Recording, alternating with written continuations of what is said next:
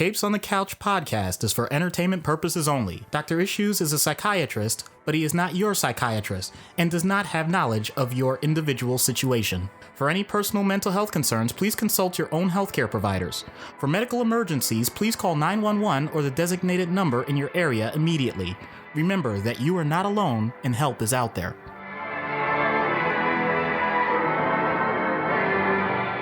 Hello and welcome to Capes on the Couch, where comics get counseling. I'm Anthony Sitko. And I'm Dr. Issues. This is issue number 49. It is a patron request. Thank you, Matt. This is our first thematic episode. This will be covering underage and minor sidekicks to adult heroes and all of the inherent issues associated with that. Before we get started, I want to give a shout out to our brand new patron, Salvador. Thank you so much, Salvador, for subscribing and for interacting with us on the Twitter space. Yeah, and also the fact that we're live streaming now. Yes, we are live streaming. This is correctly, I might add, issue number 49. We recorded episodes 47 and 48 back to back, which is why if you listen to the last two, you heard them described as 48 and 49 because Doc and I can't count. Mea culpa. Yes. Us a culpa, I guess. Is that us in Latin? Us? That's yes. Okay. Yes, I say that. It is us in Latin. All right, whatever. We are sorrio. That's us in Spanish. That's we're sorry in Spanish. And we just lost Salvador. Thanks. we lost Salvador and a good percentage of our listening audience. No, but seriously, thank you, Salvador, for joining us on Patreon. If you'd like to join the awesomeness that is our patrons, you can go to patreon.com/Capes on the Couch and subscribe. We are accepting patrons at the $1, $3, and $5 levels. Our $10 level is locked up. That's why Matt is making his request today. Before we continue, I should say, Doc is going to be having a recurring column this month on Adventures in Poor Taste. So you can check that out at adventuresinpoortaste.com. He's going to be discussing the psychiatric and mental health issues of Spider-Man characters. Actually, it's a lot of fun. I just have to be careful to make sure I don't repeat things that I've already done with some of these characters, because we've done quite a few, actually. We have. Our the first column is actually all about Norman Osborn. So you can read that one. That one will be up now, or at least by the time it's up now, I believe. And by the time this issue is released, it will be up. We're looking to do Sandman next. And we'll see who else comes down the pike. But so if you can go to adventuresinpoortaste.com is the website and check them out. You can read Doc's writing. I have nothing to do with that. That's all him. I like how he says that, and yet he often provides me with the inspiration as to what to actually write. So he does deserve credit. I don't know that I provide you with the inspiration of what to write. I just remind you that we have deadlines and that I need something from you. So I am not so much. I'm not the inspiration so much as I'm the cattle prod in your ass. Yeah. Going, yeah, that's fair. They're emailing me right now. Like I need this from you like yesterday. Please. Yeah, like 6 a.m, where I completely forgot after I was on call and go, oh crap. 6 a.m, Tony's at my door. Get iced tea on your ass. Lastly, we've gotten a lot of great mailbag questions because even though I couldn't count properly, our actual 50th episode will be the mailbag. And we've gotten a lot of great questions. Shout out to Marvel Mythos, Into the Night, several others who have gotten back to us with some questions for the mailbag. If you have anything that you want us to discuss, whether it's a character that we've already done, it's a character that we haven't done, and you want, I guess, a little sneak preview, you want to know something about us personally, professionally, whatever, please shoot us a tweet at Capes on the Couch. You can respond to our Instagram. You can respond to this YouTube if you're watching the live stream. You can go to our Facebook, facebook.com/Capes on the Couch. You can email us at capesonthecouch@gmail.com.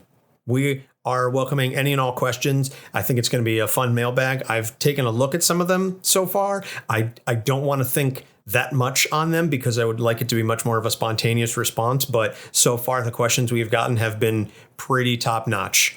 I'm purposefully not looking at them ahead of time. I want to be surprised. Yeah, I'm looking at them insofar as I acknowledge that we received questions, but that's it. I see it. I go, okay, we got some questions. And literally like right before we're set to record, I'm just going to copy and paste and just grab a whole bunch of the the questions and then just paste them into a document, print it out, and we're just gonna go. Just gonna shoot straight from the hip. Yay, sounds like fun. No thought process, much like we do pretty much most of these episodes. Yeah, pretty much my entire life. But oh well. So delving into the episode proper, like I said, this was brought to us by our present level patron, Matt, who requested that we discuss underage, teenage, minor kid sidekicks to adult heroes. Now, the notion of a sidekick. So, by the way, before we really get started, this is going to be a little bit different format wise from our regular episodes because we're not covering a particular character. There's not going to be a skit.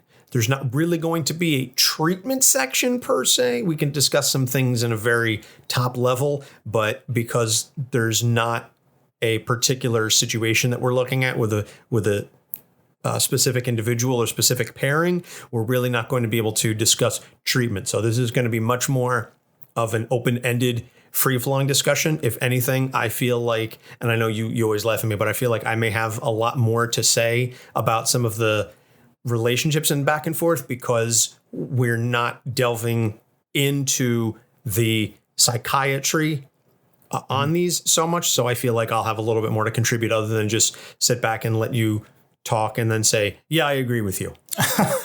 Right. That's an excellent point. There are some things that I might bring in that sound a bit more towards the psychology realm, but I can't guarantee that. So we'll see where it goes. All right. So the first teenage sidekick, going back in comic books, because sidekicks have existed in literature and various forms of entertainment for centuries. You look at somebody like a Pancho, Sancho Panza or Sancho Panza. Sancho Panza, thank you, from Don Quixote. Any number of the sidekicks that have been affiliated with a number of the great heroes over time. Comics are certainly no exception. But the first teenage sidekick that we see in comic books was Robin the Boy Wonder. Dun, dun, dun. He was introduced in Detective Comics number 38, April 1940, to soften Batman as much as one can possibly soften Batman. Yeah. Well, don't forget, at the time, Batman was still very much a pulpy type hero. And the books were, I don't want to say they were adult because they were definitely aimed at kids, but because it was an adult hero running around with adult villains, there was this notion that there really wasn't anything for kids per se. And so Finger and Kane said, well, let's create a sidekick for him. Right. Let's create an underage child and put them in dangerous situations. Yeah, we're going to get to that momentarily. But anyway, so Robin became very, very popular. And so this spawned a number of, I don't want to say imitators, but, imitators, basically. There's no other way to put it. Emulators? I don't know. Yeah, it's not really a pastiche, but ersatz. I don't know. What you want to call it. So you had Bucky, who was a sidekick to Captain America. You had Toro, who was a sidekick to the Human Torch. Speedy was a sidekick to the Green Arrow. And so these kids proliferated throughout adult comic books and basically served as either inspiration for the hero. A lot of times they served as bait, or they got in trouble, so the adult hero had to rescue them. They were basically playing the role of damsel in distress. I hate to use that term, but that's basically the role that they played many times. Occasionally, they would get the opportunity to save the hero, but by and large, it was I want to be just like you. And they constantly extolled the hero's virtues and talked about how awesome the adult was. Yep, because there's nothing quite like Robin saying, yeah, I want to make sure that I'm out at all times of the night fighting crime. And then they would wake up in the same bed as Batman and get ready to fight crime together because there's nothing at all awkward or weird about that. Yeah.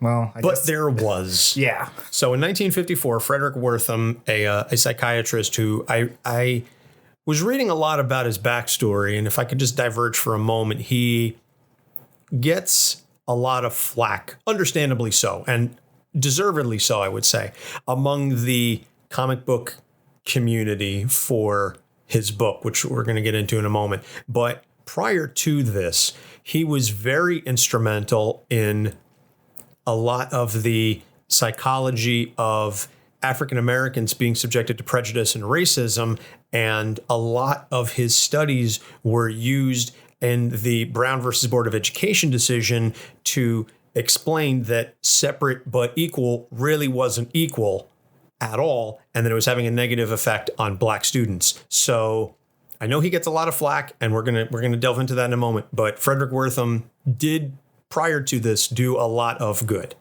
So he's like all of us, he's a very complex individual. And before you vilify him for the 1954 book Seduction of the Innocent, just keep in mind he's not all bad. But having said that, he cherry-picked. So he wrote this book called Seduction of the Innocent, and he basically claimed that comic books were corrupting America's youth. And he pointed out potential homosexual subtexts, particularly in the Batman-Robin relationship. He pointed out a lot of issues with Wonder Woman and the fact that Wonder Woman's creator was into bondage and you know, the truth, the truth, lasso of truth. I don't know why that wasn't coming to me. The lasso of truth and everything that implied, and the discussion of whether or not Wonder Woman was a lesbian. Keep in mind, of course, this was the 50s, in which point homosexuality was still technically considered a mental illness under the DSM. So it isn't exactly like they were the bulwarks of progressivism that we have today. At the time, homosexuals were considered deviants, et cetera, et cetera.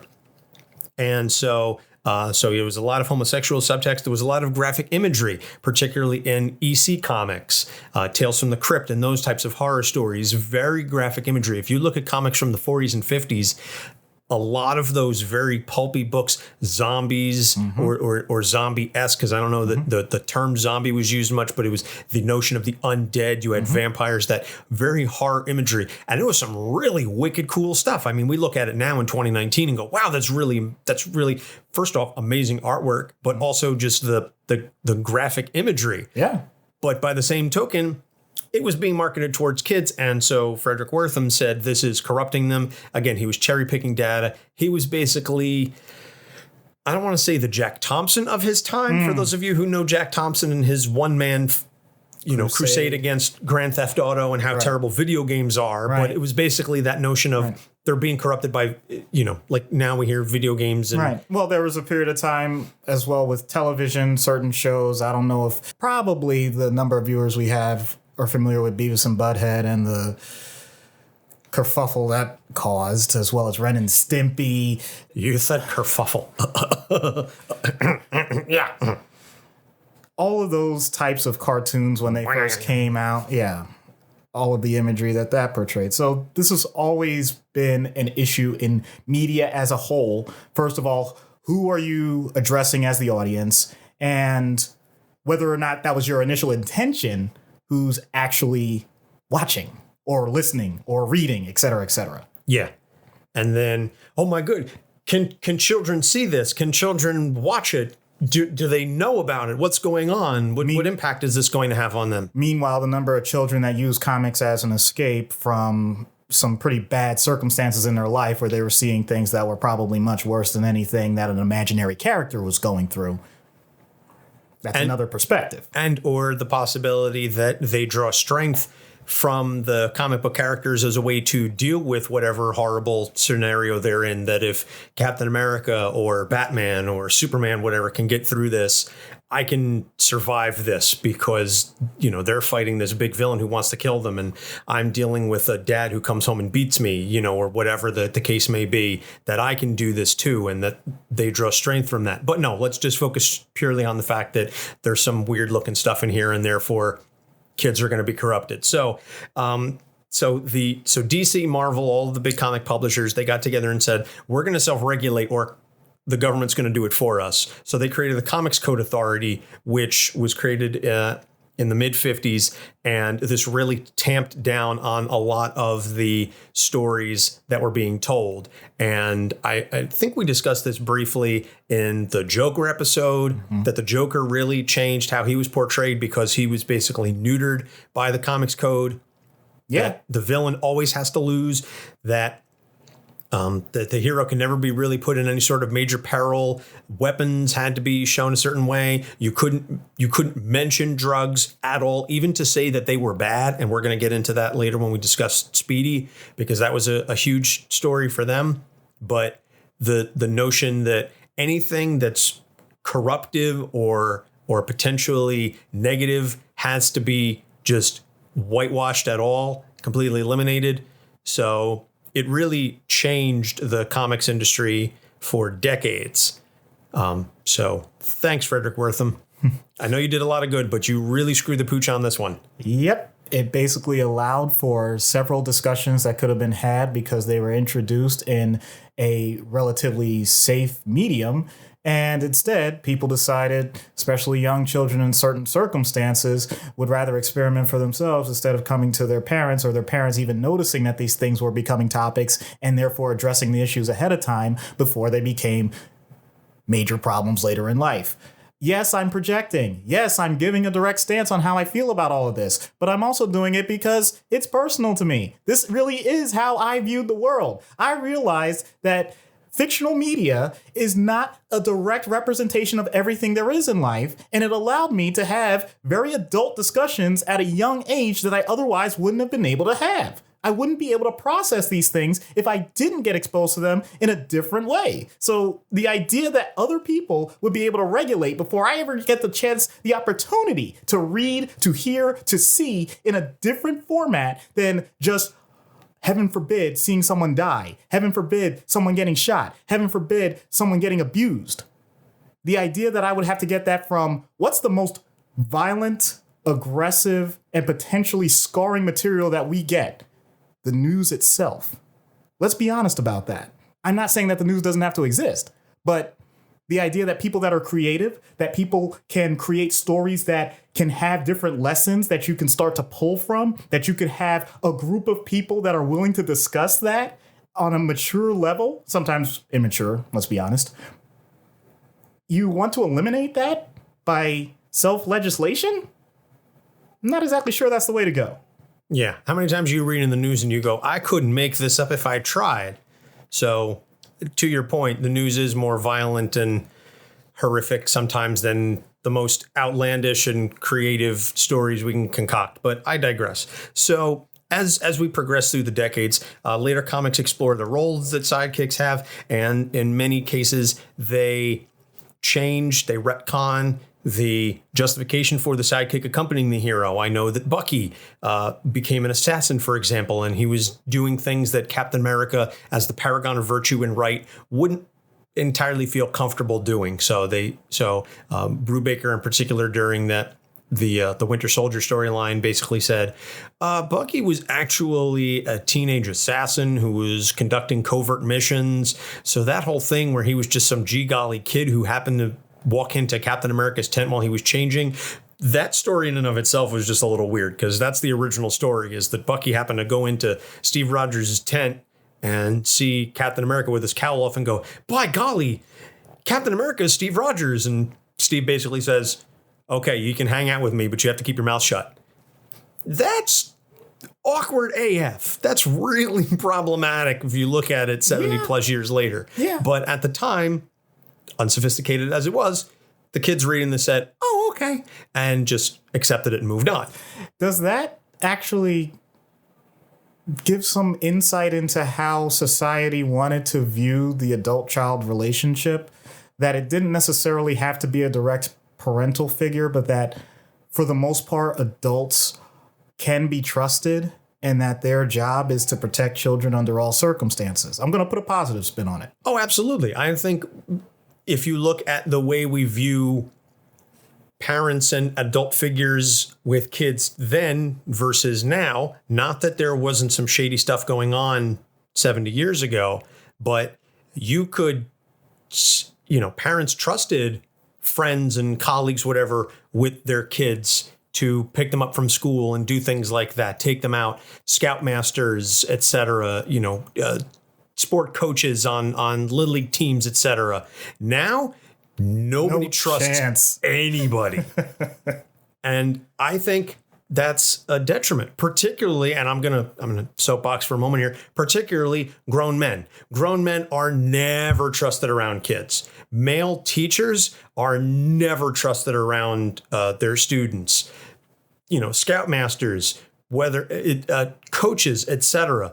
If it's a woman and she's alone with a kid, there's less of a presumption that something negative will happen. But if it's a man, there's an automatic presumption that he's kidnapping the child, he's abusing them sexually or physically, that there's just this horrible implication. And that I, as a grown man and now as a father, I want to help people. But if I see a kid alone in a store and I run over to help them, all of a sudden now I feel like, and this is just me projecting potentially, but soapboxing, but I feel that there's this assumption that, well, did I kidnap the kid? Whatever, because as soon as somebody turns and they sees this kid and this adult who's probably not the child's parent, well, what are you doing with the kid? He looked lost. Well, what who are you? What are you? I'm trying to help.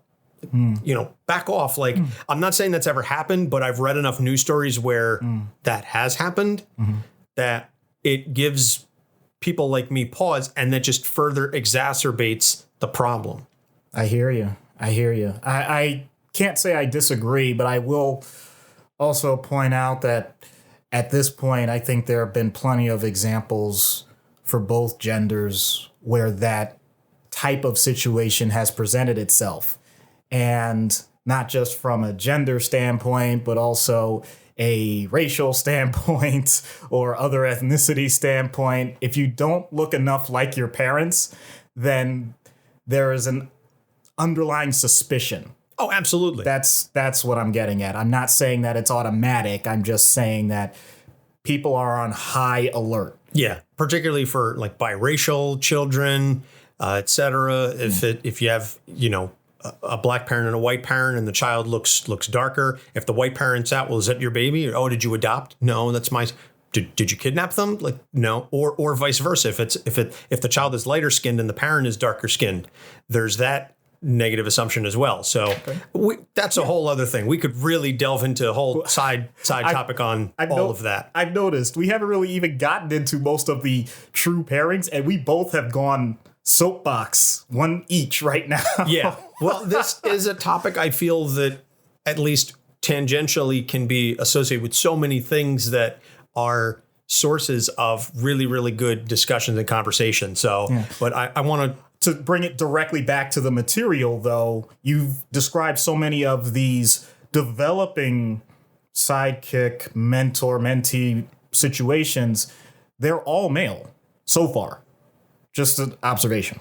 They are. Yes. Well, we do have one. We do have one notable exception to, or two notable exceptions to that. So we'll get to them shortly. Okay. So the first one, and the one that really kickstarted all of this, literally and figuratively, was Batman and Robin. Now, again, without delving into, we could go into in depth on all the Batmans and the Batman and the various Robins. If you're listening to this podcast, there's a very high chance that Batman has a sidekick Robin. You may not necessarily know who all of them are, but you know that Batman typically has a young male. Most cases, Carrie Kelly being one of the outlying examples, and Stephanie Brown. But typically, it's a young boy who helps him fight crime, and Batman takes him under his wing. And all of the Robins have different personalities. And Bruce's relationship with each one of them is very different. And various Robins have been kept at arm's length at first to get Bruce from getting too close to them, particularly after the 1-2 punch of Dick Grayson leaving and becoming Nightwing, and then Jason Todd dying. Right. So those two right off the bat. Spoiler, Jason Todd, Red Hood. Oh, God, I love Red Hood. I'm sorry. Spoiler being another character entirely. Stephanie Brown. Right. But so when Tim Drake came along, the third Robin, there was this real notion that Batman didn't really even want him there in the first place. And you're more of a DC guy than I was, so you're a little more well equipped to be able to speak about this. But at least of what I know from the Batman Robin mythos and history is that Batman does not always really get close to the Robins, it's just more of a utilitarian mindset, and that he begrudgingly accepts them. And I know that the Lego Batman movie played that up to, that was basically the entire central focus of the movie, is that Batman pushes everybody away and won't let anybody get close. But the notion that he doesn't really allow Robin to join that inner circle and to open up to them. And yet the Robin character is always there to help Batman. Why? Why does Bruce take Robin under his wing if he's not going to let him get close? And then why do the Robins stay? Well, I'm going to challenge the premise to begin with. Dick Grayson was his ward. It was known that he was responsible for this young man as Bruce Wayne. It's not as if that relationship was completely artificial. So from that standpoint, he got exposure to the idea of what to do with a young man and how to foster a positive relationship. The fact that he had to at some point, because they knew each other well enough, that he would have to let him in on, I'll say, a quote unquote family secret, really gets the ball rolling with that. So he didn't have a choice in theory other than to say, if you're going to be here, you're going to see all of this. You're going to deal with all of this. How do you want to handle that? Well, he recruits. I mean, in the original story, Bruce recruits Dick after the Flying Graysons, the trapeze snaps and everything. So now Dick is an orphan. Right. And Bruce says, oh, I know who killed your parents. And if you go after them, you're going to die too. So let me protect you as Bruce Wayne, and then also Batman. So. Right. Well, that's what I'm saying. That's something that he took responsibility for from the start. That because he had, my parents were killed as well. So we have that in common. Right. So that's, to me, very genuine. That's automatic. That's something that I think most people would do under those circumstances. For example, there's an interview question, depending on what field you're in, where someone can ask you, you see a child crying on the street and you don't see any other adults around. What do you do? Don't give a BS answer like, oh, well, first I scan even more and I look further away No, you either try and comfort the child, or if they're really young, you pick them up. You try and find an authority that's going to help you. That's the human response. So I don't think that's artificial at all. Past having an incredibly negative response to whatever that child later on becoming an adult does, that's where things start to branch out. And I think you hit it already about the idea of closing off. No one likes the idea of loss. Even though Nightwing certainly could do things on his own, and much of what he does is thanks to Batman, the idea that it's still not exactly the way they thought things were going to go, or at least Bruce didn't think it was going to go, to have to deal with that again, another generation. And that's something that comics creates artificially, but many people in real life deal with. If you are a parent, you have an adult now that was your child, they go out in the world, let's say they have children of their own, but because of circumstances beyond your control, that person's child, your grandchild, is now going to be your responsibility. You're back to being the primary parent. You had other expectations for what you wanted to do in life at that moment. That's pretty harsh, whether you mean it or not. I'm not saying that you don't love that child the same way you loved your first child, but the idea that the grandparent is now going to be the parental role.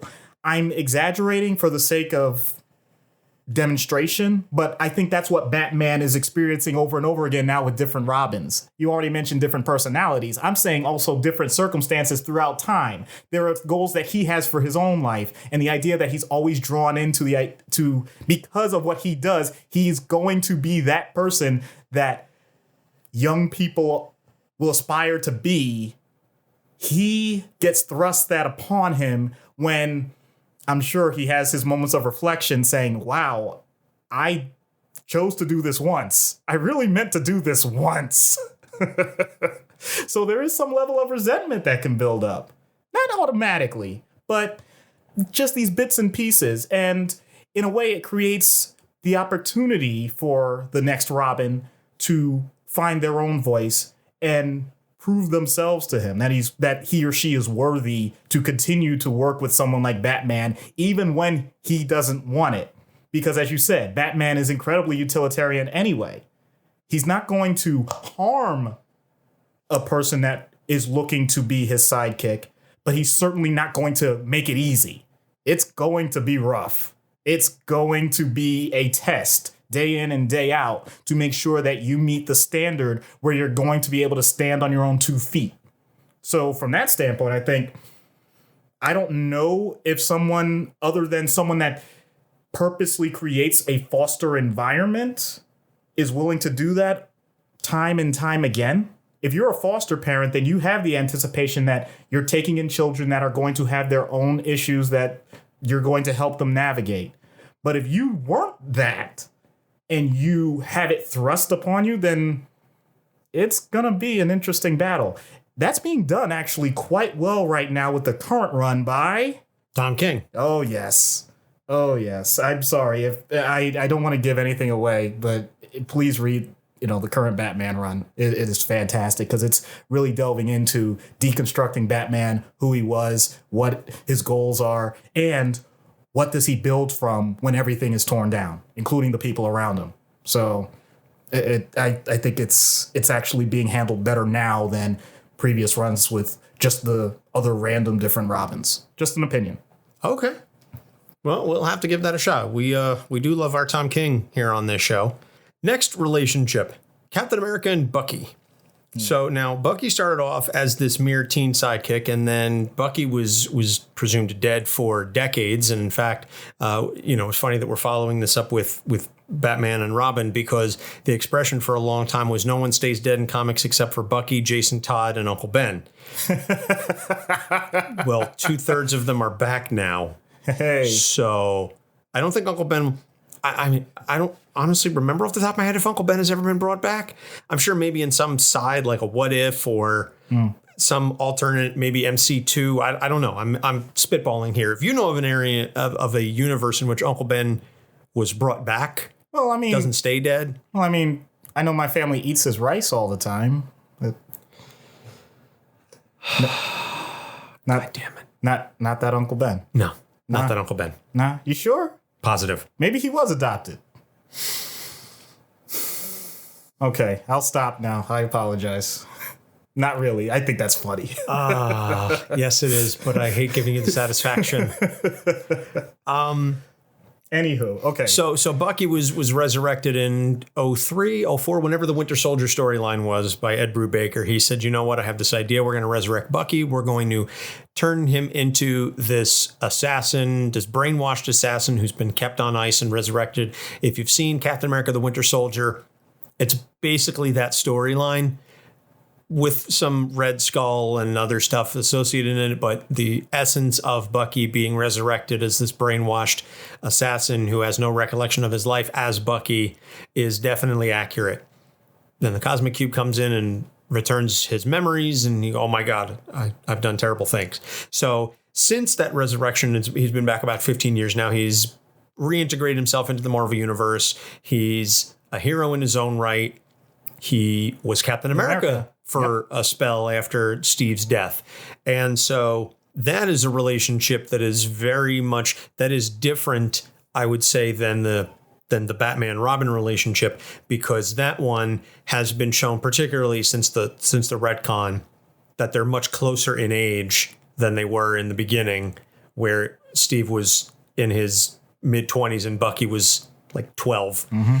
Now they're a little closer in age, but that notion of Steve and Bucky being so close and best friends with each other, that is something that has been done so well in the MCU. The portrayals of the way that they write Steve and Bucky in those movies is an accurate depiction of the way that they are in the comic books. And so that is a separate relationship, and that is much more egalitarian than...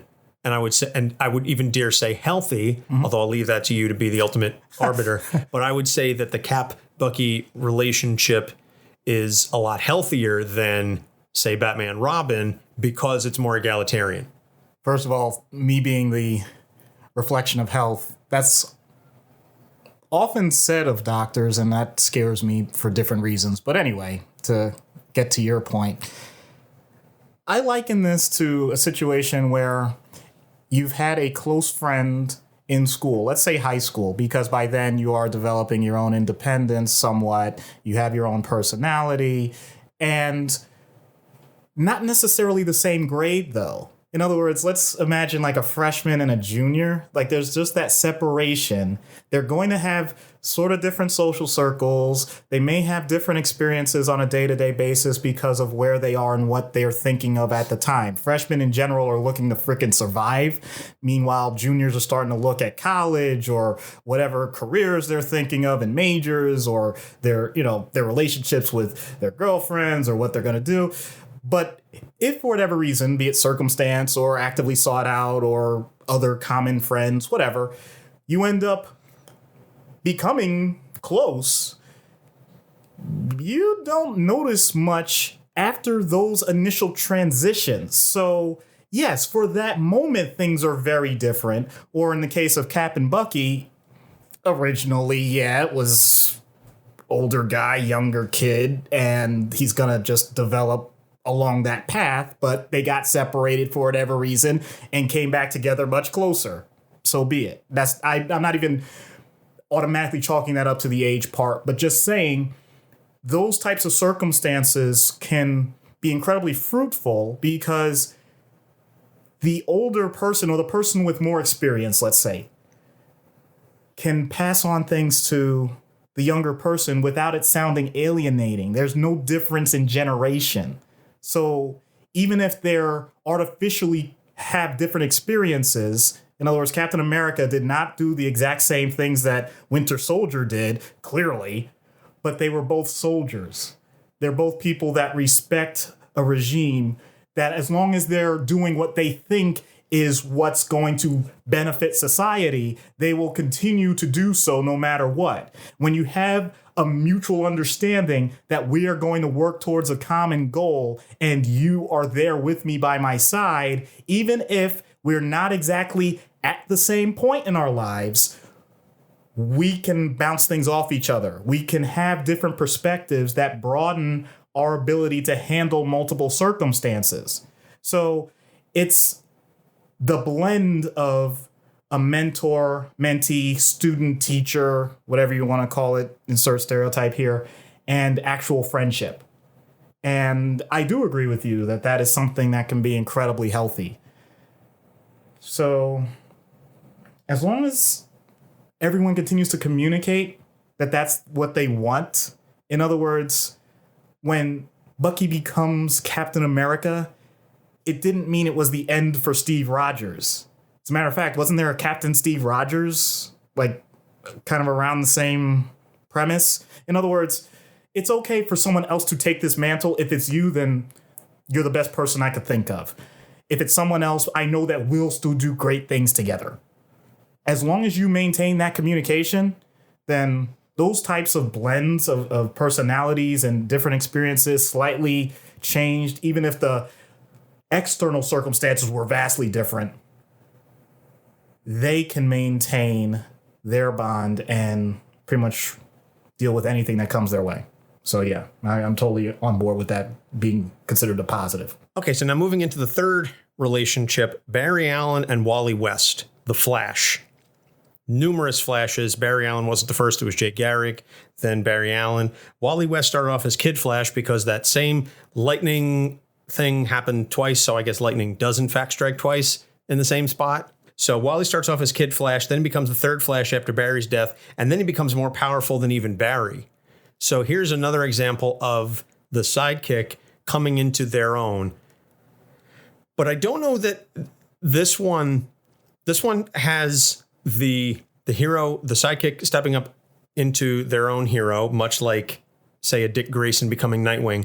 But it doesn't, I don't think, have a lot of the baggage necessarily that some of the other relationships have because of the nature of who Barry and Wally were. That it was a much more just because Barry was his uncle, if I'm not mistaken. So you already had that relationship, and now Wally steps up envelops the Speed Force. Again, you're more of a DC guy than I am, so you can speak to the nature of the Flash relationship a little bit better, but they're all part of the Speed Force. I know Barry was dead for like 30 years. He just came back not that long ago. Oh, dear God. Don't talk about the Speed Force right now. I don't think anybody in DC wants to deal with the Speed Force after the things that have happened in Heroes in Crisis. But anyway, sorry, I digress. So, but in any case, so now here's a situation where the sidekick ends up becoming more powerful than the hero that they supplanted. I hesitate to say replaced because nobody ever stays gone for long, except for Uncle Ben. So what does that do then to the nature of the relationship or to the sidekick and their mentality that I'm now a more powerful hero than the person I took over for? What impact does that have on Wally? That's a good question. So there are two possibilities I could think of.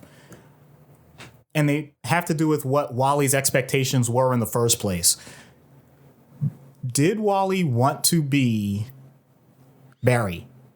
Did he want to do things the way Barry wanted? Did he want to continue that as a legacy? Or did he want to do things his own way? Did he want to go a completely different direction? Well, they both have incredibly similar powers and abilities. So there's a strong 99.9% chance that he's going to end up in a path very similar to Barry. That's real simple. That's not surprising in the slightest. But there's a transition that for many people can happen at some point that can be incredibly scary or can be liberating depending on how you view it. And that's the idea that the person that you're under is going to leave at some point. They're going to either die or they're going to have to step aside, or they may just dissolve the relationship, or there may be a mutual agree to dissolution. But in any case, things are going to change at some point. And what are you going to do about that? In Wally's case, because he felt like he had such strong mentorship and he knew that he had such a positive path, he had no issue with creating efficiency. And I'm artificially saying that because nobody looks at a spreadsheet and says, I wonder what I can do with Speed Force to optimize it for an extra 3% production. That's not what I'm getting at. I'm saying that he was willing to keep moving forward and at a rapid pace. But sorry. Womp womp. Sorry.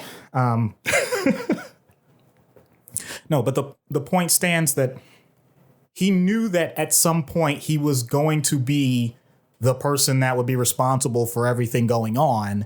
So was he going to shy away from it and try and find someone else to take that situation? Or was he going to lean in? Was he going to actually put forth as much effort, if not more so, than anyone has ever done under those given circumstances?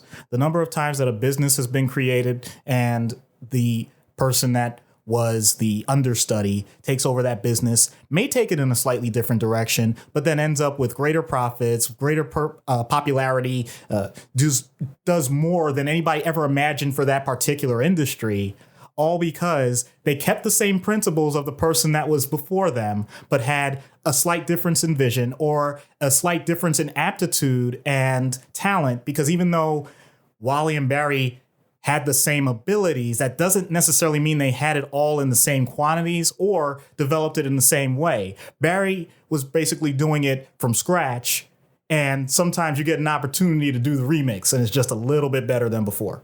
So I'm not taking away from Wally surpassing Barry. I'm just pointing out that when you have a positive track like that, sometimes the simplest thing to do is accept your destiny, move forward, and continue those principles ad infinitum. There's nothing wrong with a life well worked if that's what's working for you in the first place.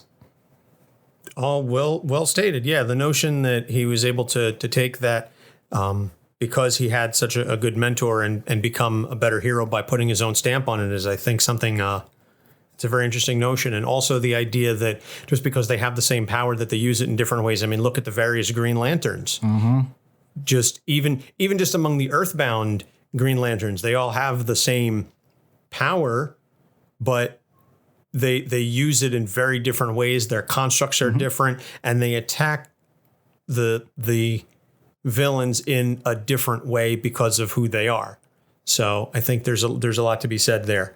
So now shifting gears, here's another one that Matt mentioned, and we discussed this briefly during a Wolverine episode. Wolverine with Kitty Pryde, Jubilee, and X-23. Wolverine takes young girls under his wing and trains them to become ninja assassins. You know, this gets even more awkward when you realize how old Wolverine is anyway. Just saying. But I'm going to point out that every indication has been that he does it in a positive light. So stick with that. If you know Wolverine's backstory and if you want to get more into that, listen to that episode. He didn't exactly have the best of situations with his parents.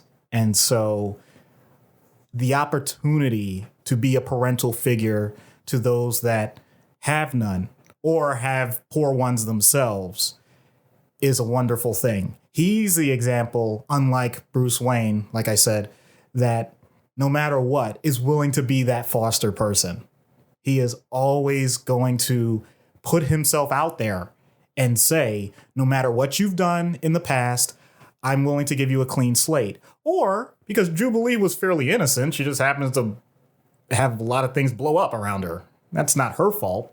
He could see that and was willing to point out that he went through something similar and was willing to give his experiences in a way that, at least when I read the comics, didn't appear to be, it was more nuanced than you would expect from someone like him.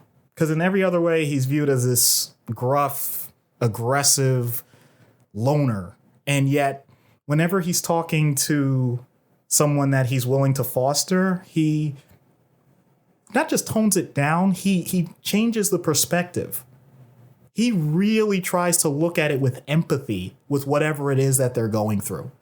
That's not something that comes naturally to him, at least not the way he's presented in any other circumstance. So that means that he took the time to learn it for himself. It's very difficult to say to someone, I may not have all the answers, but I'm willing to teach myself so I can teach you. There's an old saying that if you ever heard someone say everything I needed to know in life I learned in kindergarten, and there's that famous poster and everything. Well, there's a corollary to that. A kindergartner that just graduated and is now going to first grade gets asked by his parents, well, what do you want to do now that you've graduated? And he says, I want to teach kindergartners because now I know everything that they're supposed to know. And so he's going to do that every grade that he goes forward. So when it comes to these types of relationships, it's not just that he's willing to help people that clearly are vulnerable. And yes, there is a gender part to that as well. I acknowledge that. But it's the willingness to continue to learn, because the circumstances that he has to talk about with Jubilee or Kitty Pryde are pretty significantly different than what he's dealing with X-23. Just saying. Yeah, and not just by the virtue of the fact that X-23 is genetically his child. Right. But the fact that Laura deserves an episode of her own. And we've got her on our master list. And I'm sure at some day we will get to Laura and all of her associated demons. But she's got some stuff to deal with. And Logan, to his credit, acknowledges that. And I don't think it's a situation where it's just responsibility because he's her father. But it's that notion that, again, you've got a lot going on. I can teach you how to be a better version of me than I am and teach you to learn from my mistakes.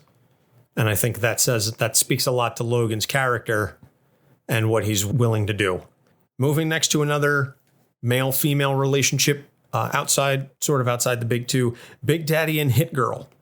Oh, boy. If you've seen the movie Kick-Ass or read the comics, Mindy is basically a girl raised by her dad to be a brutal assassin.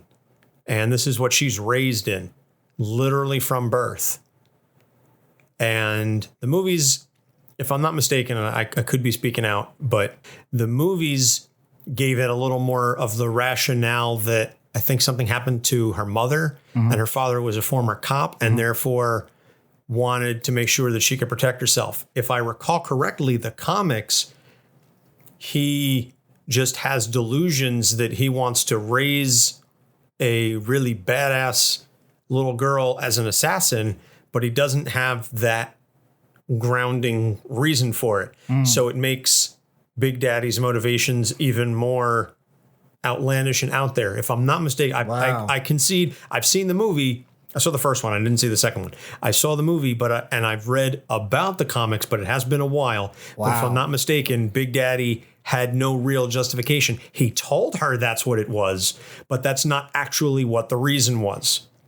Well, that's just an example of authoritarian parenting, but it has a nice wrapper to it, a nice packaging, where it's clear that she was going to have to do whatever he said anyway, but because she happened to be good at it and, depending on the portrayal, enjoying it, that there was no friction. There was no conflict between the two. I don't know if that's necessarily healthy, though, because what does that do to everybody outside of their really tight, isolated sphere? I don't know how you break into that, because what motivation would her father have to change anything if he's getting what his ultimate goal is? And she has no other experiences to even look outside of that realm. So thankfully, for the sake of entertainment and comics, she gets exposure to other things, and that's the whole point. But it wasn't going to come from him. And I'm sorry, we're very unique and individual. I understand that. But there is a part of us, we're still kind of like meat puppets, meat robots, where you put in all of this particular, specific, and unwavering sensory information and data that you're exposed to in this moment. You're going to put out things that are incredibly similar to what you've been exposed to. That's it. And unfortunately, if it's during your formative years, it's much less likely that you're going to end up adapting that at any other point in your life, unless somebody or something intervenes during that still critical young period. So in theory, if we don't get the entire kick-ass plot and storylines, et cetera, then we probably end up with a woman that kills because that's what she does. And I don't mean in the Wolverine, I'm the best at what I do, and what I do isn't very nice. It's why would I give a damn die? Yeah. Yeah, it's a very brutal deconstruction of the whole notion of a parent-child relationship, the mentor-mentee, hero-sidekick. It's definitely an interesting look. Mark Millar is a strange bird. Another interesting combination, Superman and Jimmy Olsen. Now, here's a situation where Jimmy never really gets his powers outside of superpowers of his own, outside of those wacky 50s, 60s where he turns into a turtle and all this other stuff. But he is a staunch ally of the Man of Steel.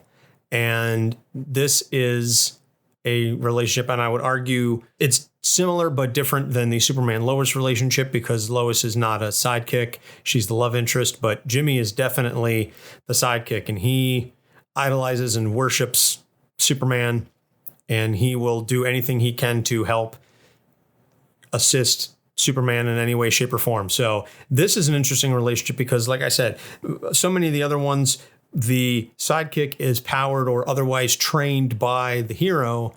In this situation, there's no training, there's no powers. It's just the sidekick really, really likes the hero and wants to help him out however he can. And I think that is a very interesting and unique dynamic. Yeah, because right off the bat, you're pointing out that there is a huge power indifference there.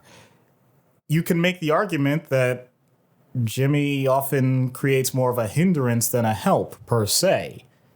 That may be true in terms of getting into bad situations or putting his life at risk. But at the same time, there's something a little simpler here, especially with regards to someone like Superman, and that is genuine admiration. I think that's the best word. You already said it, but that is the best word, because it points out that Jimmy is able to recognize that a person that otherwise would be a stranger to him is doing so much good in the world that they use that person, whether they knew him or not, as a role model, and therefore is going to try and emulate all of the things that that person is doing.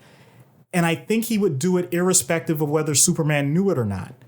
And Superman himself, also with the familiarity because he's Clark Kent and therefore does get other exposure based on what Jimmy is doing in his own job, is able to recognize that level of respect. So even if it were a matter, regardless of the stories that they do, having someone say, in theory, to bring it back to real life, hey, I'm a fan of yours. Okay, if a person is famous, they may hear that hundreds of times a day. But there is a difference if, for example, you were to receive an email saying, hey, I just wanted to let you know that I read your book and chapters 3 and 4 were incredibly interesting to me. I was able to apply that to my own life. And I actually now have a side hustle where I'm taking some of the things that you mentioned, but I'm having some trouble with this part here. I realize you're incredibly busy, and if you never get back to me, that's fine. But if you could, at some point, just email me about this one particular thing that you said, because I think I might be able to improve not just for myself, but give you an example of something that you're doing and you didn't even realize was helping many more people. I would greatly appreciate it at some point. I'm always available at any time, but my best times are X PM to X PM. Thank you so much. Keep doing what you're doing. That's pretty powerful for most people. Absolutely. So Jimmy has embodied that. The idea that not only do you look up to someone, not only do you try and instill it in your own life, but you're willing to point out to that person exactly how your relationship, even if they didn't know it, has improved it. And because you've demonstrated an aptitude to apply things on your level, not necessarily trying to be Superman, but pointing out that he wants to be virtuous, Superman can gravitate to that. And it's a much more natural development of skill in terms of networking, in terms of becoming an asset when previously you would be considered a liability. It's a genuine building of a natural relationship that typically has a huge difference in power. That's one of the most difficult things for human beings to do. You look at the people that you idolize and you figure that there's no chance that you'll ever get to their level. So you get so disheartened you never take that first step. Jimmy Olsen took the first step, the next step, the step after that. And because of that, he ends up being Superman's pal. And if you're Superman's pal, you get to end up as a giant turtle or... You're really not going to let these silly things go, are you? It was so weird. The whole Superman's pal, Jimmy Olsen, with the, you've adopted me as your father, and Superman sets the gift on fire because he's a terrible son and he has to spank Jimmy. Those covers are just Superdickery is hilarious. The last one I want to talk about is a sidekick. I guess the sidekick of all sidekicks, Rick Jones. Rick Jones was a sidekick to a number of different heroes. Captain America, 2 different Marvels, the Hulk, and Rom the Space Knight. So here's a guy who spent a good portion of his life hanging with heroes. And I don't want to say it didn't matter who, because I think he was a little, at least partially selective. But what does that say about Rick Jones's mindset that he's willing to stand for so many heroes? I'm going to say that there's a real positive on this because my natural inclination was to say that indicates a level of codependency, but no. I think Rick is comfortable with the idea of being a lieutenant. There is nothing wrong knowing that there are people that are always going to be in the ultimate position of power. And without being a sycophant, you're going to remain in that realm. It's not just that you know people, it's that multiple people know your value. And there's going to be a reason that you're going to stick around for a long time. So even if the circumstances change and one particular person doesn't have, quote unquote, a use for you, I hate to sound so utilitarian about it, but even if that's the case, you know that you've demonstrated in so many different ways that you're important and you can do something that's productive, that you're going to land on your feet. Other people are not just give you a chance, they're going to give you more than a chance. They're going to actually let you hit the ground running with some of your own ideas on the side, in addition to what they expect from you on a daily basis. So it can be that person that sometimes gets viewed as a quote unquote hired gun if they're a consultant in a business. Many physicians, especially in psychiatry, end up in this category if they do forensic work. What that means is they're not treating people. They're doing evaluations. For example, if someone is considered able to stand trial for a crime, or they're reviewing for an insurance company if a person is going for disability, things like that. They definitely have the type of skills that they know are going to be utilized by multiple attorneys, other companies, etc., etc. But they're not necessarily doing what people would consider to be the tradition. So with someone like Rick Jones, who has at times developed powers and things like that, the point remains that he's not considered an A-list hero. He's never going to be the splashy one that gets everything that the quote-unquote hero is used to. But he's also not going to be someone that's going to be completely left on the sidelines, because when you do that, you notice sometimes it doesn't come back in the best way for the person that neglects him. I'm trying to clean this up because, especially with the Hulk, some of those stories are pretty fun. But it's interesting that he's developed the mindset that no matter who it is, where they are, what the circumstances are, he's confident enough in and of himself that he doesn't feel the need to automatically take over a situation. He's willing to blend in and become the ultimate accessory. Okay. I guess that is certainly one way of looking at it, that you feel that you can be valuable to people and you're almost a sidekick for hire. Well, I don't even want to say for hire. I mean, I'm not putting it that way. No, because I know I use that example. I understand that.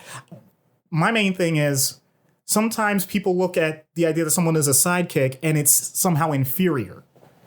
And I'm saying Rick Jones at times makes sure that people are aware that it's not inferior, that it's a perfectly reasonable position to be in.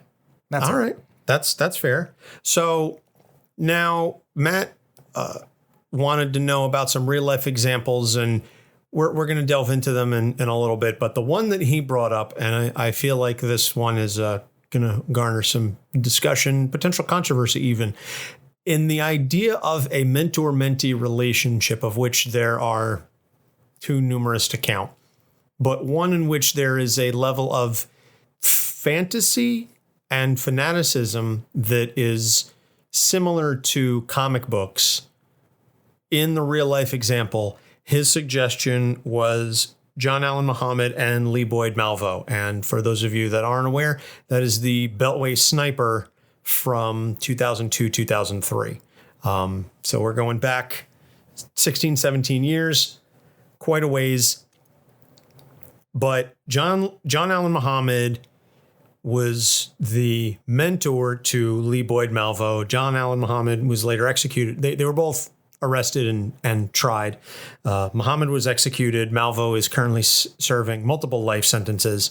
But it's the idea that Muhammad was able to get Malvo to buy into his way of thinking, that he was able to coerce Malvo into committing heinous acts on his behalf for what he believed was a greater goal, that they were going to get money, that they were going to create a new country for Black Muslims up in Canada, that there was this notion that this was for a greater purpose. And again, I don't know how much you want to speak on this, but the notion that Malvo served as a sidekick to Muhammad is certainly not a heroic one, but I don't know how much you want to go with this. I apologize because I'll admit, other than you mentioning it, I haven't done that much research. So how old, like, what are the ages that we're talking about here? I honestly don't know. When Muhammad took Malvo under his wing, I believe he was a teenager. I want to say around 15 or so. They were adults when they were doing all of this. Right, I know that. But the idea that you have an adolescent being mentored by an adult, I don't know how much I can speak on this, because creating such huge levels of idealism leads me to think, and I don't know this for a fact, which is why it's a little troubling for me. Creating such a high level of idealism in a person that age usually indicates that there was some level of cynicism that needed to be removed. I don't know what his previous experiences in life were. If they were incredibly negative, and one person is willing to not only acknowledge the negative points, but then in theory show a pathway that would improve not just his life, but the lives of people similar to them, then I can understand how that develops. But I don't know that that was the actual situation, so I can't automatically say that. If it was a matter of someone who had already done things in their life that were negative, and this is another person who had done similar things that were negative, then we're talking much more of a Barry and Wally thing, where it's two people, regardless of age or other circumstances, that found a common bond, and therefore they're just going to act it out. And in this case, one person just carries it out even further than anyone could have ever anticipated. But what I would fall back to is what we described with Big Daddy and Hit Girl. If you have a situation where all of the feedback you're getting is from one source and it's incredibly focused in an aggressive, hostile way, then was there really any way that this was going to change? But I will also add the caveat that I don't think, from anything that I've ever read or heard about the circumstances, that it really was as completely isolated as Big Daddy and Hit Girl. This is all speculation, and I'm not sure I can go farther than that. Correction, I know I can't go farther than that because I don't know these people. I don't know any of the really intimate details that would allow me to do a true analysis of what's going on in their minds. I only get the information from any of the news sources that any other person would have. So to make it clear, I can't give diagnoses. I can't do anything of the sort in terms of developing a treatment for these types of situations. I can only give what I would like to think is a rational opinion. And even then, if I don't have accurate information, it may be irrational. I don't know. But I'm being genuine with what I'm saying right now. I hope that it reaches the type of person, if you have concerns that the world is not going the way you want, that there are many different options. And the path that these two gentlemen took is the worst one to go down, period. I don't disagree with anything at all. So let's move into. Well, no, I know there's no clean segue there. There really isn't. So let's go from a very, very negative one to a very famous one, but one that has a much more positive ending. And this is the. I don't know if he would want to be called a sidekick, but we'll discuss the relationship. Joe Montana and Steve Young is an example where this is American football, both quarterbacks, both Hall of Famers. Steve Young was Joe Montana's backup for many, many years on the San Francisco 49ers. One of several that he had. I know there was Steve Bono and Steve DeBerg, among others. or maybe DeBerg was only when he went to Kansas City. I was going to say that was Kansas City. Bono was Niners and Kansas City. I remember that much. But in any case, so Steve Young was brought in to be Joe Montana's backup. And if you don't know anything about Joe Montana, know that he was one of the greatest quarterbacks who ever played the game. Incredibly talented, won 4 Super Bowls. Steve Young won, I think, at least 2 of those, serving as Montana's backup. Then Joe Montana gets hurt, so they said, well, let's see what Steve can do. Steve comes in and does an amazing job. Joe comes back from injury, and they say, well, this is Joe Montana's team. Now there's a struggle because now you have 2 quarterbacks, both of whom have shown that they can be starters and can lead the team, but obviously you can only have one quarterback playing at a time. So Joe Montana ends up leaving San Francisco, goes to Kansas City, doesn't do nearly as well. Well, wait, hold on. AFC Championship game. Yes. So AFC Championship game doesn't win the Super Bowl, does make it to the AFC title game with the Chiefs. So I will say that. I'm not saying Joe Montana doesn't do great things. Right. I will also say, though, that Joe Montana's supporting cast was far, I would say, certainly less talented than what he had with him in San Francisco. Sure. So Steve Young, it's now Steve's team, and Steve leads the Niners to utterly obliterate the San Diego Chargers in the Super Bowl. They won handily, and there's a famous shot on the sidelines as the game is coming to a close of one of Steve's teammates lifting the imaginary weight off of Steve's shoulders to say, you were under Joe's shadow for so long, and now you've done it yourself. What does that say about, or I guess, so that's a much more positive sidekick. I hesitate to use sidekick, but it's difficult in real life to describe it. The notion of a backup being coming into his own. Right.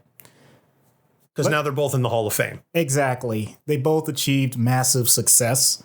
I will say that the information, once again, from the same sources that anybody else can get them, indicates that they weren't exactly friends when they were on the team.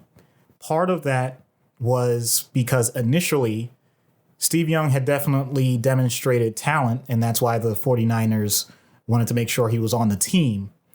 But barring injury, it appeared to be, once again, from information anybody can look up, that as long as Joe Montana was healthy, he was going to remain their quarterback, period. So when someone like Steve Young, who has massive talent, is given an opportunity to take the helm as the lead person, this is the opposite of someone like Rick Jones. It's not just whether or not he wants to grab it in the moment. He doesn't have a choice. Can you imagine what would happen if when Joe Montana gets injured, Steve Young says, I'm not sure I'm ready. Can you grab the third string guy? No one does that. No one does that in sports. Most people don't do that in life in general because it's really clear you don't get multiple chances unless it's pure luck. You usually get that one opportunity, if that, because so much of life is random. So the idea that before this, any interaction that Steve Young and Joe Montana had was going to be a competition.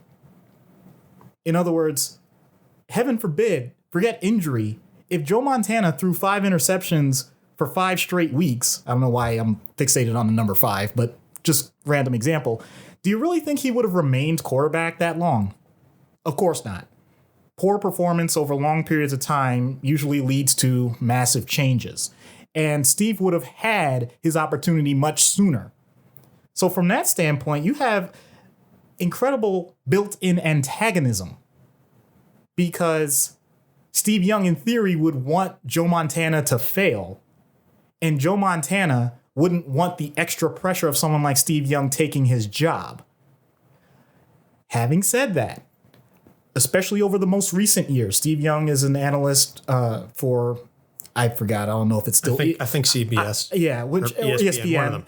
I know it was ESPN. I don't know if it still is. I apologize. I know we're going to get corrections. But the point remains that he's still involved in football in that way. Joe Montana is much less involved on the media side of things and doesn't really do that much related to that. But there was a commercial with both of them that played off of the tension that the two always had with each other, including basically they end up with a really awkward handshake at the end. Just acknowledging we were on the same team. And when you're teammates, you know that you don't want to create extra friction under most circumstances. So in other words, you don't want to create fights in the locker room. You don't want to one up each other saying, I'm better than you and I'll show it tonight or whatever. You just want to make sure that you coexist. And as long as you're coexisting and the team is winning, in other words, the ultimate final goal is happening, things will continue to progress forward. I don't know if Steve Young has acknowledged the things that he's directly learned from Joe Montana as a quarterback. I don't know if Joe Montana has acknowledged the things that he hoped Steve Young learned from him. But you would have to think that if you're playing the same position at a high level on the same team for years on end, that something was passed on from one to the other, almost by osmosis. I mean, it's hard to imagine that didn't happen. They're going to be in the same quarterback meetings. Even if one is first string, second string in practice, they're seeing what the other parts are doing. Steve Young definitely has to see all of it because his goal is to ultimately be the starting quarterback of a team at some point, even if it wasn't the 49ers. He wanted his chance. So he's going to focus heavily on what Joe Montana is doing with that. When Joe Montana is rehabbing, he needs to see the fact that Steve Young is an incredibly agile left-handed quarterback that Joe Montana is not, and say, wow, if he's able to incorporate those skills with the players right now, how am I going to deal with this when I don't have as much talent if they send me somewhere else? And so he had to learn exactly what his own capabilities were in a different situation. And he probably was able to analyze it a bit better because he had that time to look at what a different quarterback was doing firsthand that does it at a high level. So that was a situation where, in theory, the mentor became the mentee. Whether or not he would acknowledge that or not, I have no idea. I don't know these people. I've never met these people. But it's very hard for me to believe, in my speculation, that there wasn't some connection there, even if they didn't really want it. I'm going to add that if this is too old for some of the listeners, Brett Favre, Aaron Rodgers, same thing. Except they're very open about, at least on Brett Favre's side, how contentious that was. He did not want to be a mentor to someone like Aaron Rodgers. And Aaron Rodgers has his own personality. Once again, no diagnosis, nothing of the sort, just simply observations of everything that anybody can read.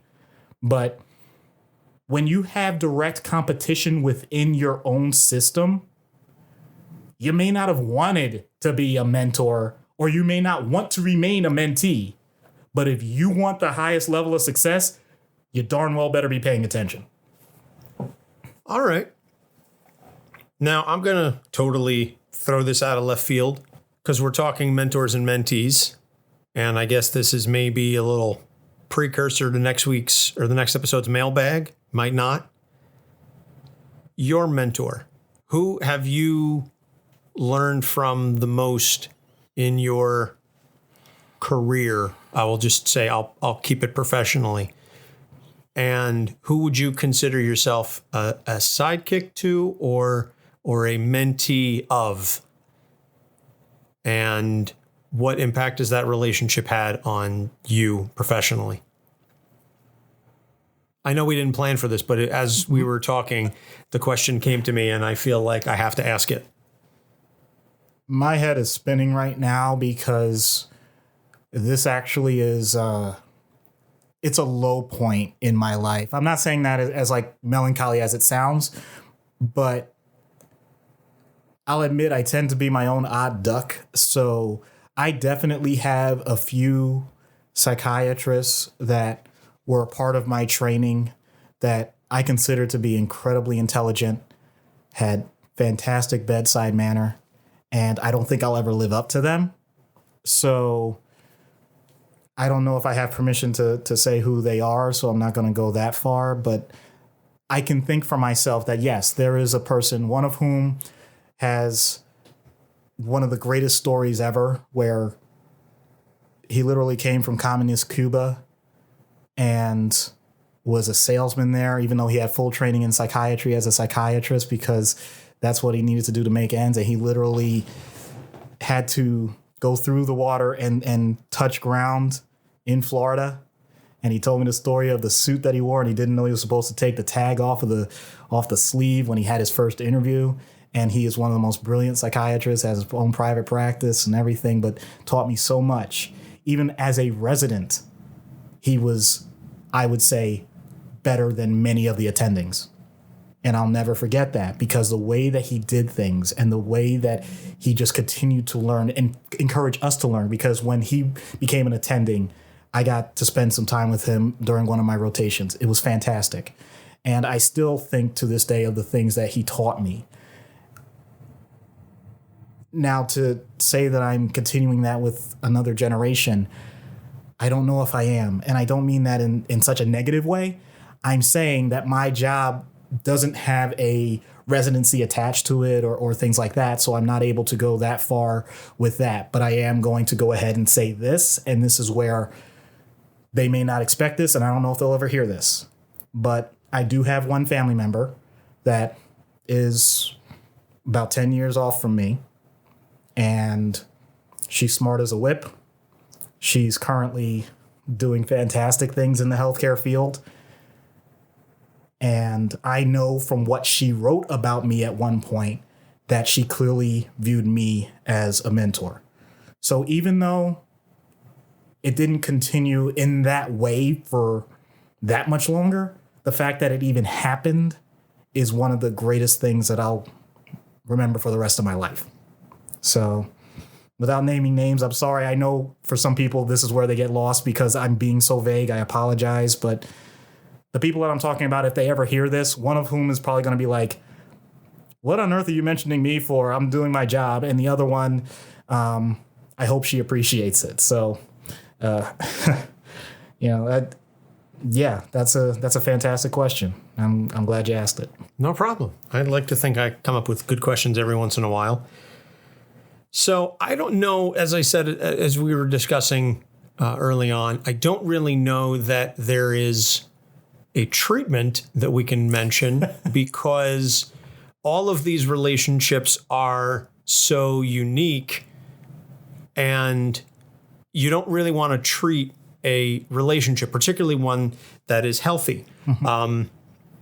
But what advice, I'll put it this way, what advice would you have to people who feel that they are lacking in a mentor in their, so focusing, assuming our listeners are the quote unquote sidekicks, just to put it that way, what would you say to them to get a positive mentor or a positive role model or to find one out if they are lacking one?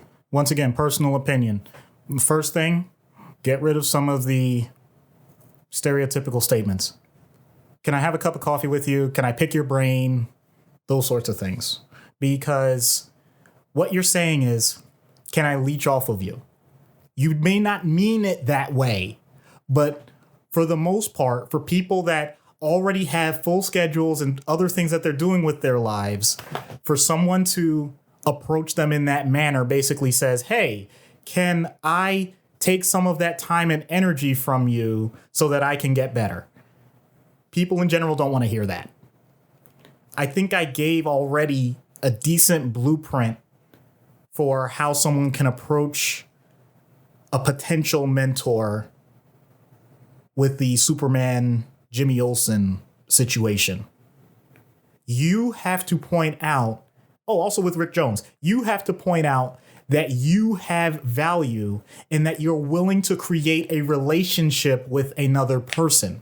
That is much different because the first thing, let's say it's someone that has done something that you wish to do. I'm not just talking from an emotional standpoint. I'm saying in your field. There's nothing wrong with saying that you appreciate what they did. As a matter of fact, you're better. But you have to point out what your value is. And I can already hear the question, I'm just starting out. What value can I have? If you're just starting out, then you have more energy than the person that's been doing this for their lifetime. So you can bring your energy. You can bring your passion. Because people often say in life, follow your passions. I'm going to tweak that. It's not just a passion as in something you like. It's saying that you're willing to do uncomfortable things, not illegal, but uncomfortable things for the sake of learning and getting the experience that someone has already gone through and apply it to yourself. So you going to a person and saying, I'll give an example that I think most people can relate to. Hey, I know I'm pursuing my degree in X, and I read that this is the first step to do X, but I also know that I don't have the type of money to initially start my own business in X. However, I do know that I have these hours from such and such to such and such that I can work in an office and do the basic things to allow you to do X as well as you have always done. Is there a way that I would be able to assist you in those other things so that I can learn from you exactly how you managed to get your system in the first place? In other words, it's putting the other person in a position where they're saying, wow, why wouldn't I want to have someone that's willing to make sure that all of the other details are taken care of so I can focus on the big thing? I always want someone like that.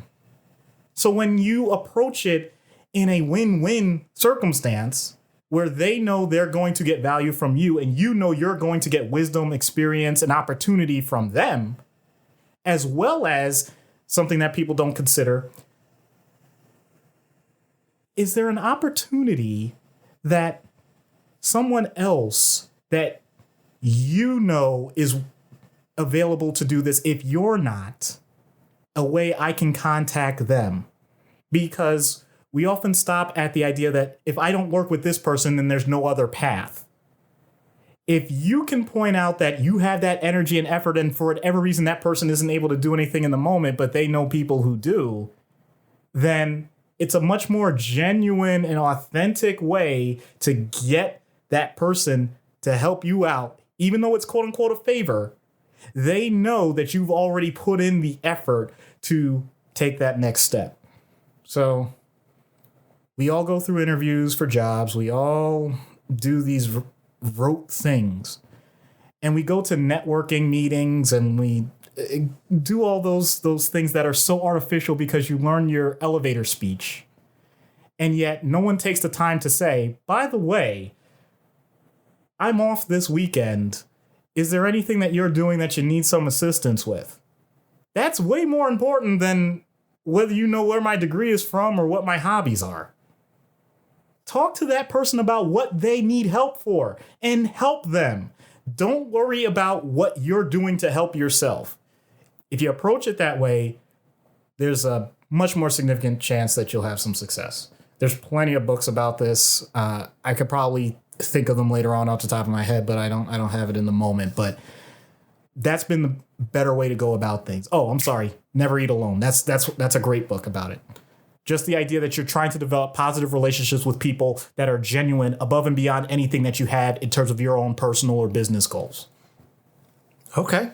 Excellent advice for our listeners. That's what we do here. I figure if we can't give them treatment and we're not giving them a skit this week, if nothing else, we can give them some advice. We try to provide value. There you go. Provide value for our listeners. So I think that's going to about wrap it up here for this particular episode. As I said, it was a little different, a little off the beaten path for us, but I like it. I like going outside the norm. Keeps us on our toes, keeps the show fresh, keeps things inventive. So we're going to continue that with our next episode, which, as we said, is our 50th episode, which will be a mailbag. So keep that in mind. You can email us, capesonthecouch@gmail.com, tweet us at capesonthecouch. You can respond on Instagram, Facebook. You can join our Patreon. You become a patron like Matt and like Salvador, our new patron, thank you so much. You can go to adventuresinpoortaste.com to read Doc's column on Norman Osborn and the rest of the columns that he will be doing the rest of this month for Spider-Man.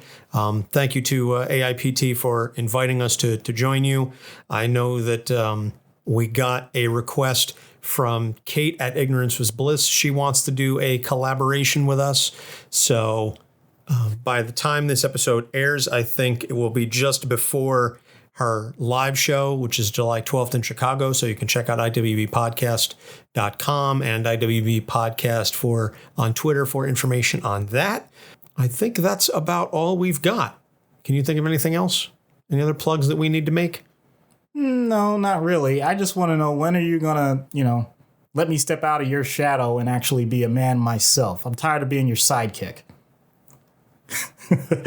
Oh God, that came across so hollow. I'm sorry.